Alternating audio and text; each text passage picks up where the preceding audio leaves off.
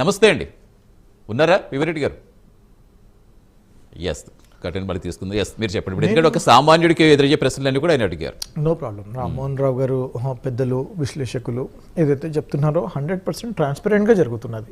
100% వారు ఏదైతే అంటున్నారో ఇంత డిలే ఎందుకు జరుగుతుంది అని అంటున్నారో అది ఇన్వెస్టిగేషన్ జరుగుతున్నప్పుడు it is a continuous process. దానికి సబ్స్టాన్షియల్ ఎవిడెన్స్ గ్యాదర్ చేయడం అని అంటారు. ఎవిడెన్స్ అనేది జస్ట్ ఎవిడెన్స్ కాకూడదండి. కోర్టుల ముందు ఉన్నప్పుడు substantial evidence to prove what you want to prove 2 things. ఒకటి వచ్చేసి యాక్ట్, ఇంకొకటి వచ్చేసి వారి యొక్క ఇంటెన్షన్. అవును, నిజంగా వారి యొక్క ఇంటెన్షన్ పొలిటికల్ సర్వేలెన్స్ కోసం చేసినారు వారు. ఇంకొకటి మనకు తెలిసిన విషయం అది కాదు, విషయం మాట్లాడమనండి దయచేసి. ఆ చట్టాలు అవి తెలుసు మనకు, అవి కాదు సబ్జెక్ట్ మాట్లాడమనండి. ఇప్పుడు మోహన్ రావు సార్ అన్నారు అంత క్లియర్ గా సబ్జెక్ట్ మాట్లాడినరు, అట్లా మాట్లాడమనండి. నాకు చట్టాలు తెలుసు, 1947 తెలుసు, 1978 తెలుసు, 1848 ఎందుకు డిలే అవుతుందని చెప్తున్నారు. ఎందుకు డిలే అవుతుందనే దానికి చెప్తున్నారు. మీకు ఓపిక ఉండాలా? మీకు ఓపిక లేదు కాబట్టి ఫామ్ హౌస్ కి పోయినరు, పర్మనెంట్ గా ఫామ్ హౌస్ కి పోయినరు. ఓపిక లేకుండా మాట్లాడతారండి, ఎగిరెగిరి మాట్లాడుతున్నారు. ఆగండి మీరు ఫస్ట్. ఒక విలువైన సమయం అందరికీ తెలుసు, విలువైన సమయం అండి. గౌతమ్ గారు ఒక్క నిమిషం మళ్ళీ మనకి కంటిన్యూ అయిపోతుంది. వార్లా కంటిన్యూ అవుతుంది కాదు. అంటే ఏంటంటే కాదు, ఇన్ని కేసులు బయటకు తీసుకొచ్చారు కదా, ఇన్ని అక్రమాలు జరిగాయి అన్నారు కదా, ప్రతి దాని మీద విచారణ చేస్తున్నారు. ఎందుకు ఆలస్యం? ప్రజలకు కూడా ఒక మెసేజ్ ఏమవుతుంది? కేసులో కన్విక్షన్ వీళ్ళకి దొరుకుతుంది. అల్టిమేట్లీ ఏంటండి, ఒక కేసు అంటే ఏంటి చెప్పండి?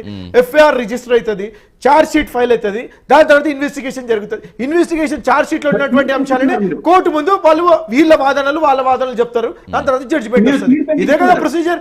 జడ్జిమెంట్ లో ఏముండాలండి? Acquittal and conviction. మేము కన్విక్ట్ చేస్తామని అంటున్నాం. కన్విక్ట్ ఎప్పుడు జరుగుతుంది? ఒక ఎవిడెన్స్ ఉన్నప్పుడు మాత్రమే జరుగుతుంది. ఆ ఎవిడెన్స్ మేము కలెక్ట్ చేస్తున్నాము. That is very important. Please understand. తొందరపడి చేయడానికి కాదండి ఇది. ఎవిడెన్స్ కలెక్ట్ చేసిన తర్వాత వాళ్ళని చట్టరీత్యా వాళ్ళని శిక్షిస్తామని అంటున్నా. నేను మీకు ఒకటే విషయం చెప్తున్నానండి, రైట్ టు ప్రైవసీ అనే ఫండమెంటల్ రైట్ ని వీళ్ళు హరించి ఏదో రాజకీయ చతురత ఉందంట. ఆయన ఏదో మ్యాజిక్ చేస్తాడంట. ఏం మ్యాజిక్ చేస్తాడు? ప్రత్యర్థుల మీద సమాచారం వీళ్ళు దొంగలు కదా అండి. ఇప్పుడు ఒకటి అలా కాదు, సాధారణ ప్రజలు ఎవరైనా సరే అది ఖచ్చితంగా తప్పే. అప్పటికి జరిగేది ఏంటంటే, ఇప్పుడు రామ్మోహన్ గారు ఇందాక అడిగింది ఏంటంటే, రామ్మోహన్ గారు ప్రత్యక్షంగా ఇప్పుడు ఎందుకు చెప్పలేకపోతున్నారు? ఇప్పుడు మీరు ఇందాక చెప్పారు ఇది అసలు ఎప్పుడు జరగచ్చు, కేంద్రం నుంచి మనం పర్మిషన్ తీసుకోవాలి, అక్కడ ఏమి మాకు 10 ఏళ్ళకి ఎటువంటి రిక్వెస్ట్ రాలేదు కాబట్టి మీరు క్లారిటీగా చెప్పారు దానికి సంబంధించి, కాబట్టి ఇది వచ్చిందని. అయితే ఏ నెంబర్లు ఇచ్చారో ఆ నెంబర్లు అక్కడి నుంచి పంపించారని చెప్పారు. ఆ నెంబర్లు ఎందుకు రిలీజ్ చేయలేకపోతున్నారు? ఇదే సిట్ చెప్పలేకపోతుంది, ప్రభుత్వం చెప్పలేకపోతుంది, కేంద్ర ప్రభుత్వం చెప్పలేకపోతుంది. See, when a matter is subjudiced in front of an investigative agency, that's an investigative agency అండి. వారు సుమోటో కింద తీసుకున్నారు ఇది. ఓకేనా? సిట్ ఏదైతే పోయి కంప్లైంట్ ఇవ్వకుండా వారి దగ్గర ఇన్ఫర్మేషన్ ఉంది కాబట్టి ఒక సుమోటోగా తీసుకున్నటువంటి ఒక ఇష్యూ ఇది. నేనేమంటున్నాను, ఒక ఇన్వెస్టిగేటివ్ ఏజెన్సీ ఇన్వెస్టిగేషన్ చేస్తున్నప్పుడు దాని యొక్క వివరాలు బయట చెప్పడానికి లేదండి. వారు ప్రతి ఒక్క ఇన్ఫర్మేషన్ ని గోప్యంగా ఉంచి వాళ్ళు చేసే పనులు వాళ్ళు చేస్తూ ఉండి లాస్ట్ లో వాళ్ళు ఏదైతే నివేదిక ఇవ్వాలో గవర్నమెంట్ చేతిలో తీసుకొచ్చేసేసి వాళ్ళు పెడతారు. వాళ్ళు ఏమని చెప్తున్నారు? వాళ్ళు అవును ABCD ఇది తప్పులు జరిగినాయి, దీనికి ఈ శిక్ష పడుతుంది అని చెప్పేసి మేము కోర్టుల ముందు పోతాం, కోర్టుల ముందు ఫైల్ చేస్తాం. అంటే ఆల్రెడీ కొన్ని గతంలో ఇంకొన్ని జరిగాయి, వాటికి నివేదికలు వచ్చాయి, మరి దానికి సంబంధించి ఏం తీసుకోలేకపోయారు. దేని మీద అంటున్నారండి? కాళేశ్వరం గురించి అంటున్నారు. కాళేశ్వరం గురించి ఏమని చెప్పామండి? ఇట్స్ అ సెంట్రల్ సబ్జెక్ట్ కి సిబిఐ ఇన్వెస్టిగేషన్ కి మేము రిపోర్ట్ చేసి 100% రిపోర్ట్ మొత్తం చేసేసి మనం అసెంబ్లీలో డిస్కషన్ చేసిన తర్వాత హ్యావెంట్ వి సెంట్ ఫార్మల్ గా మేము సిబిఐకి పంపలేదా అంటే ఇట్స్ సిబిఐ కేసు అండి.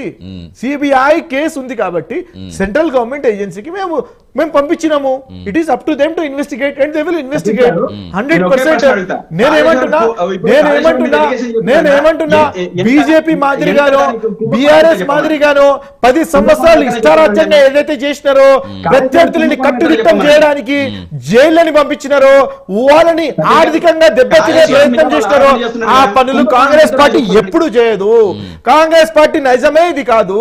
కాంగ్రెస్ పార్టీ ప్రజాస్వామ్యాన్ని బ్రతికించడానికి ఉన్నటువంటి పార్టీ కాంగ్రెస్ పార్టీ. భారతదేశాన్ని స్వాతంత్రం చట్టం తీసుకొచ్చినటువంటి పార్టీ కాంగ్రెస్ పార్టీ, తెలంగాణని ఏర్పాటు చేసిన party Congress party. Congress party Rahul Gandhi గారు ఏ రకంగా సమాచారం ఇస్తున్నారో, ధరోమతం చెప్పేసి చెప్తున్నారో, దానిని ప్రజాస్వామ్య విలువలని కాపాడుతూ మాత్రం కాంగ్రెస్ పార్టీ పనిచేస్తుంది.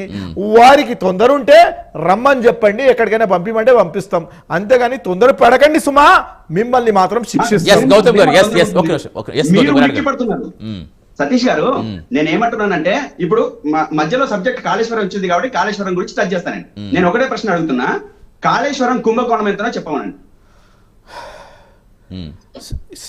యూ నీడ్ టు అండర్స్టాండ్, 1,00,000 కోట్లు పెట్టేసేసి ఒక ప్రాజెక్ట్ కట్టినారండి.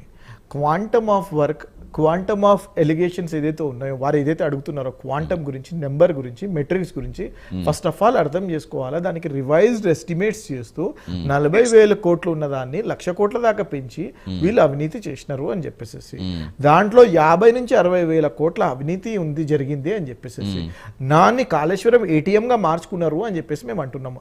ఈ టాపిక్ ఇప్పుడు ఏదైతే వాళ్ళు కాళేశ్వరం గురించి తీస్తున్నారో, కాళేశ్వరం గురించి డీటెయిల్డ్ రిపోర్ట్ ఉంది. నేను ఒక్క నిమిషం కాదండి, గంటల కొద్ది అసెంబ్లీలో మాట్లాడినారు.